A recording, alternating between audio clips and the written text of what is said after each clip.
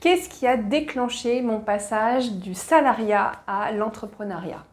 Eh bien, c'était donc en 2019.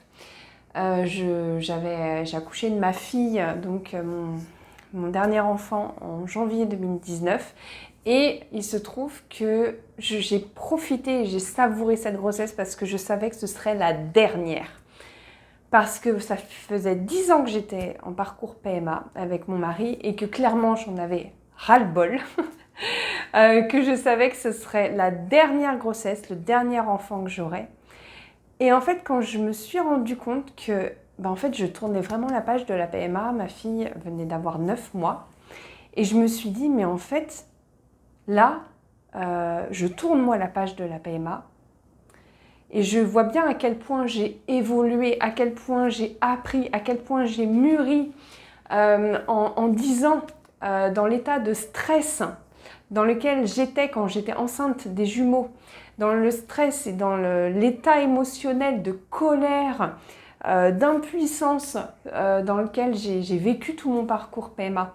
Et la façon dont j'ai vécu en fait ces derniers essais et cette dernière grossesse, ça n'a rien à voir, ça n'a strictement rien à voir.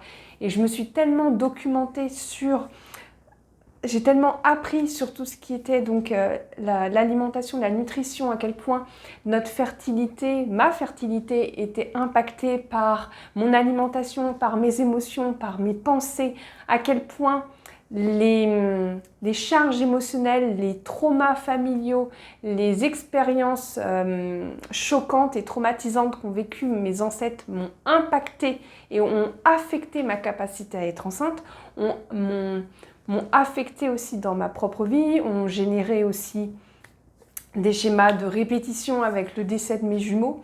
Et en fait, quand j'ai pris conscience de tout ce que j'avais appris, je ne pouvais pas juste mettre tout ce que j'avais appris dans un carton et dire bah voilà, c'est terminé, c'est fini, basta. Et non, en fait, j'ai eu vraiment le besoin de transmettre et de me dire bah voilà, j'ai envie de partager ce que j'ai appris parce que ça peut tellement aider d'autres femmes qui sont dans la même situation que moi. Et je peux pas, oui, j'ai l'idée que je peux pas les abandonner en fait. Moi, j'ai déjà 10 ans de vécu de PMA. Enfin, si je peux éviter des galères et éviter de perdre du temps comme moi j'ai pu en perdre, eh bien, voilà, ça aurait du sens en fait. Ça aurait du sens d'avoir vécu tout ça, d'avoir autant galéré. Si au moins ça peut servir à d'autres personnes, je me dis que j'aurais pas galéré pour rien.